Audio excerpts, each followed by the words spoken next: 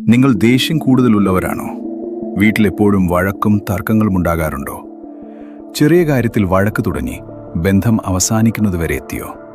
എങ്കിൽ നിങ്ങൾക്കുള്ളതാണ് ഈ വീഡിയോ. രണ്ട് വ്യക്തികൾ തമ്മിലുള്ള വഴക്ക് ഒഴിവാക്കാൻ വളരെ എളുപ്പമാണ് എന്നതാണ് സത്യം.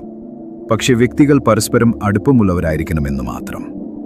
എന്നാൽ വ്യക്തികൾക്കിടയിൽ അസൂയ, പക എന്നിവ വച്ചു പുലർത്തുന്നവരാണെങ്കിൽ ഇത് വർക്കാവില്ല. ശരി, നമുക്കൊരു ഉദാഹരണം നോക്കാം. അതിനു മുന്നേ നിങ്ങളൊരു കാര്യം മനസ്സിലാക്കണം. എല്ലാവരുടെയും ജീവിതത്തിൽ പ്രോബ്ലംസ് ഉണ്ടാവും. പ്രോബ്ലംസിനെ നമുക്ക് ഒരിക്കലും ഇല്ലാതാക്കാൻ പറ്റില്ല. അതിനെ പരിഹരിക്കാൻ മാത്രമേ സാധിക്കൂ. പ്രോബ്ലം സോൾവിംഗ് ഒരു കലയാണ്. അത് മനുഷ്യൻ പഠിക്കേണ്ടത് അനിവാര്യമാണ്. ഒരു തർക്കത്തിന് കാരണം ഒരു വ്യക്തിക്ക് മറ്റൊരു വ്യക്തിയുടെ ചില പ്രവൃത്തികൾ ഇഷ്ടപ്പെടാതെ വരുന്നതാണ്. ഇവിടെയാണ് കാര്യകാരണ സിദ്ധാന്തത്തിന്റെ പ്രസക്തി. അതെന്തെന്നാൽ ഏതൊരു കർമ്മം അഥവാ പ്രവൃത്തി സംഭവിക്കണമെങ്കിലും അതിന് തീർച്ചയായും ഒരു കാരണമുണ്ടാവും എന്നുള്ളതാണ്.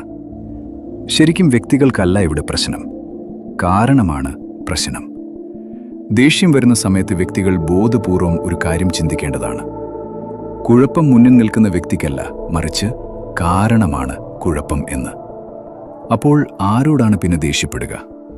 അവിടെ ദേഷ്യം അവസാനിക്കുന്നതാണ്. ഇനി വ്യക്തികൾക്ക് പരസ്പരം സംസാരിച്ചു പ്രശ്നത്തിനുള്ള കാരണം കണ്ടെത്തി അത് പരിഹരിക്കാവുന്നതാണ്. അതിനൽപ്പം ബുദ്ധിപരമായി ചിന്തിക്കേണ്ടതാണ്. ഇതിനെയാണ് പ്രോബ്ലം സോൾവിംഗ് എന്ന് പറയുന്നത്.